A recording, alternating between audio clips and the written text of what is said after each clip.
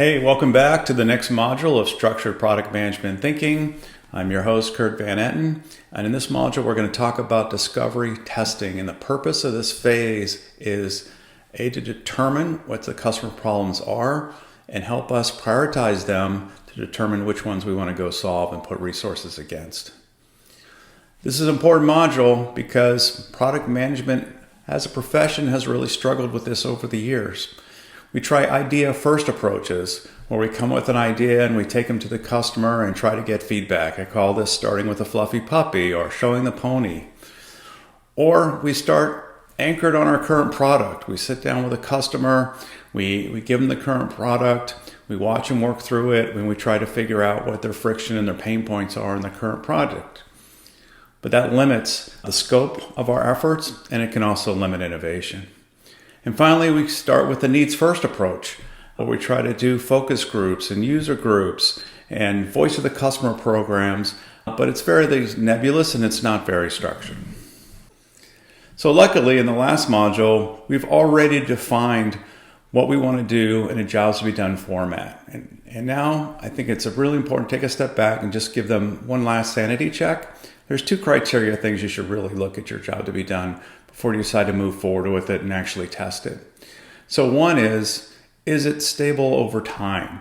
Is this a job that is not particularly tied to technology? For example, cooking. I need to prepare a meal is certainly stable over time. You had to do that 50 years ago and you'll do it 50 years from now. I need to make a doctor's appointment. Whether you needed to go see the witch doctor 200 years ago or whether you needed to get medical attention, you'll need to do that 200 years from now as well. So these are stable over time. And the second criteria is that it's product or technology specific. Take a look at your jobs to be done, and if you're naming a particular product, it's probably not a good job to be done. So in this phase, we're going to take a structured approach and we're going to use a 4-step methodology. These methodologies are developed in the job to be done theory by people like Chris Christensen and Tony Olwick at Stratogen. I strongly encourage you to purchase these books, and if you can, take these courses, as we're just going to do a brief overview in this section. So the first step is to create a job map. So what we're taking here is asking customers about their job to be done, putting aside our product. We're not going to talk about the products of technology. We're actually going to talk about what are their tasks that they're going to do. And you can start with a generic job to be done job map. So regardless of their task, it can generally fall into these 8 areas where you define what the job is. You need to locate the resources to get the job done. You need to prepare to do the job. You want to confirm. You want to actually do the job. And then post that, you want to monitor and modify and eventually conclude the job. So let's take an example. So we have a job that I need to book an international flight, and you're going to sit down and with the customer and figure out what are the sub-jobs or the steps along the way. So in this case, the first thing you need to do is you need to find the need for an international flight. You need to locate the resources and evaluate the options for that flight. Then you need to narrow your options. You need to decide on the actual flight that you want to take. You want to complete the purchase. And then you want to monitor the flight details and accurate, make sure there's no changes. Then you want to modify. Perhaps you want to change your seats or modify the times of your flight. And then you want to conclude the job by making sure you're ready for the trip. So this is your job map that you're going to start with when you begin your interview. And the next 2 rows is what you're going to fill out through the course of the interview. You're going to fill out in these vertical columns the key actions that they take when doing that particular sub-job. And you're going to ferret out and listen for outcome statements. So what do we mean by outcome statements? Well, when you think about a functional job, there's only so many different ways that you can make that job better. So let's take the job of cutting wood. Now you can cut the wood faster. You can cut the wood in a more predictable fashion, meaning you're going to cut this piece the same as the next piece and the same as the next piece. You can make it more accurate. You can cut the wood into a precision of 1 millimeter as opposed to have a tolerance of a whole centimeter. or you can get higher output or throughput through the whole process. So how do we get to these? Well, we're going to write outcome statements, and outcome statements are written in a very specific way. We're going to write them in a direction, generally minimize or maximize, not a value, a direction. We're going to have a unit of value. We're going to try to minimize the time or maximize the probability, effort, risk, cost, or satisfaction. We're going to say that in the action or the key tasks that the customer wants to improve. The object to control, which is what the customer wants to influence during the job, and optionally to have any particular context. So let's give examples. So an example outcome statement for the job is, I need to pay my reoccurring bills. One outcome statement may be, you want to minimize the time it takes to pay a bill. You probably want to minimize the probability of missing a reoccurring payment, and you probably want to maximize the ability to prove that that payment was made. So now that we understand how outcome statements are written, let's actually go through and give an example of conducting an interview. So let's take that first column where we said the first thing in the define phase was identify the need for an international flight. And you're going to sit down and listen for the key actions. And so, for example, the interviewee might say, well, I determine the travel dates, I need to determine the destination, I need to figure out what my budget is, and I have to say, why I'm going on this trip. Is it business, leisure? Is it an emergency trip? And as they're talking, you want to ask them questions and say, well, what makes it hard about, determining travel dates? Like, well, sometimes I have schedule conflicts. Sometimes I have to work it out with my wife. I have other activities. And so you would say, well, you want to minimize the time it actually takes you to define those dates. Is that right? And they would say, yeah, that's important to me. Yes. And maybe you want to minimize the time it takes to agree on a particular destination. So if it's like my family, we usually start with a really broad list of where we want to go, and I negotiate with my wife over a course of weeks trying to figure out where we want to go. So for me, it's very important to minimize the time it takes to agree upon a destination. So another example would be the next sub-job, find resources and evaluate options. And we'll say, well, I need to find some place to book the flight. I need to search for flights by destination and dates. And then I need to review, which airlines or other services go there. And again, you would say, hey, when you're trying to find a place to book a flight, how does that go? I'm like, well, I try different websites. I see if I can use my work, if we're allowed to book personal travel there. And you would say, hey, is it important? Like, do you want to minimize the time it takes to book a flight? And it would be, yeah, I actually do. That would be important to me. I'd like to get through that quickly. What other aspects about this job is hard? It's like, well, there's so many flights that come up. It's a lot of friction. There's so many examples. It's hard to compare things. And I would just like it if I had a magic wand that, the best flight for me would just come up first. And you would say, oh, well, you want to maximize the probability. Only the best option will show in the initial search.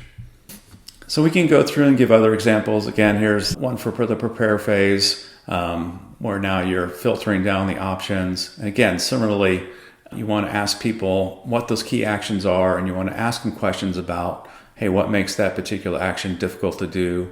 If you had a magic wand, what would be the ideal way to do? And continue to try to write down as many outcome statements as you could. So for example, here, if I'm trying to filter by price, flight duration, layover, departure times, all these criterias, maybe it's important to me to minimize the time it takes to filter multiple criteria. Or it's important to me that I'm traveling internationally. I want to minimize the risk that I'll be surprised by travel restrictions. So now you've gone through this interview, you have a job map, you have key actions, and you probably have a plethora of outcome statements. Typically, you probably have 60, 80, 100 outcome statements, depending on the sophistication and scope of the job. And the next thing you need to do is group them. And so you're going to group the outcome statements. And I'll give you a hint here. This is another great task for generative AI. You want to deduplicate them, and you want to prioritize them. Because what you're going to do next is you're actually going to do a quantitative survey, and you have to be acutely aware of what's the attention span that you have with your surveyors to answer all these questions. So typically around 30 is a good number to shoot for the number of outcome statements that you want on a particular survey. If you start getting into close to 100, you really need to worry about how many people are actually going to complete the survey. And even if they do complete it, what's the quality of the information that you're going to get with that many questions. And remember, you're prioritizing these, so you don't have to include outcome statements from every particular aspect of the job map. So now that you've grouped your outcome statements, you're going to conduct the actual survey. And the survey is a very simple form. For each outcome statement, you're going to ask a question in 2 dimensions. You're going to ask, how important is this job? And how satisfied are you to be able to complete this particular outcome today? So let's give yet another example.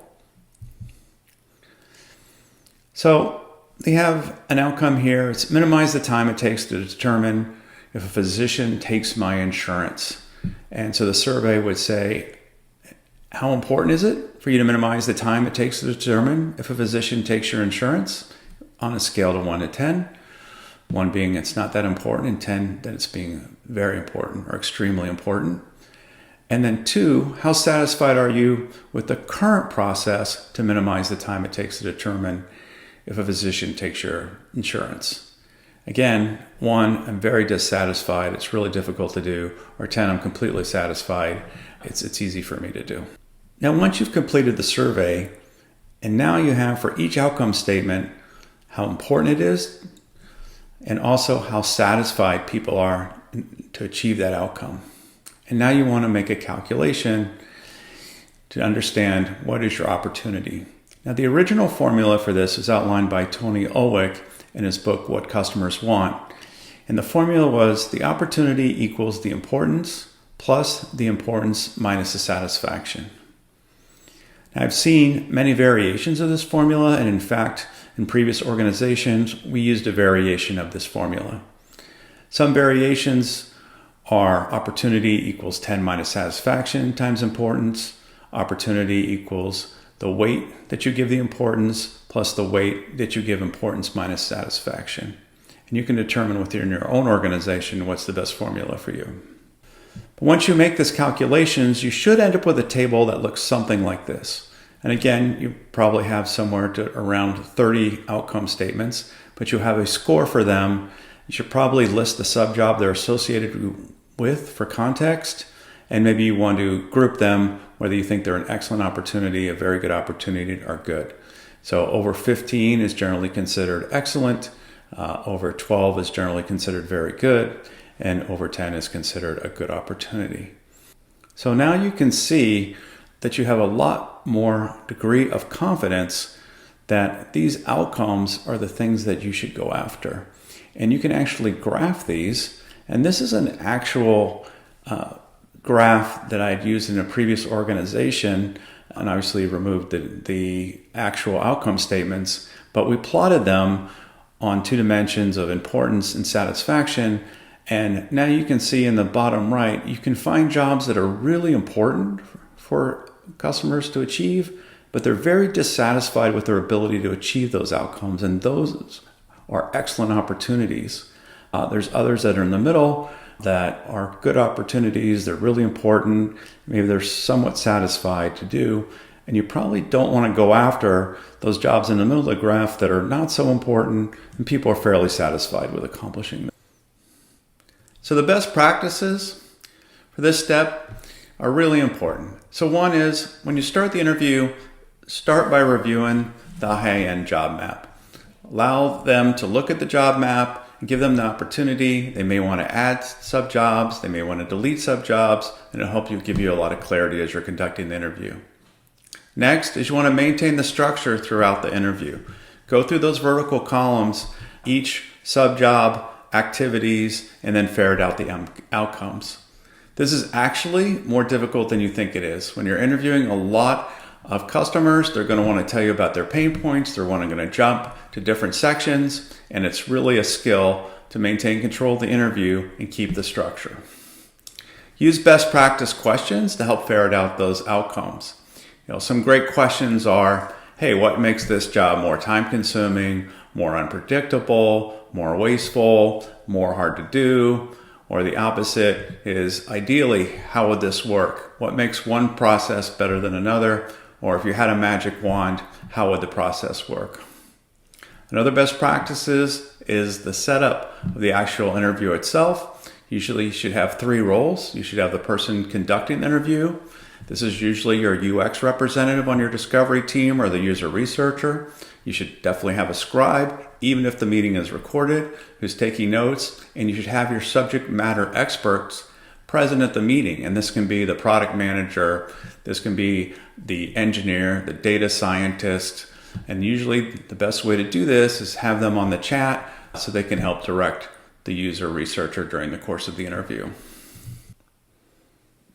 The entry patterns for this section are 1, doing a product-based interview and creating a job map that's very specific to the current problem or specific to a set of technologies. Second is jumping around during the interview, moving from sub-job to sub-job and not maintaining your structure. And then the third is conducting the survey with too many outcome statements. If you have a very large survey with 100 outcomes, A, it's very unlikely that the survey will be completed, and B, the quality of the data that you get towards the end of that survey may not be the quality that you're looking for. So if this process is still feeling a bit nebulous to you, not to worry. In our next module, we're actually going to bring in an experienced user research, and we're going to do a mock job to be done interview and actually see it in action, and hopefully that will make it much more clear for you. So at the end of this phase, you're now going to have a prioritized list of outcomes, and now you're going to need to put together a business case to get approval to put resources against those outcomes and start developing solutions. We're going to take a look at that in the next module. As always, please like and subscribe, leave your comments below. All feedback is a gift, and look forward to hearing from you in the next module.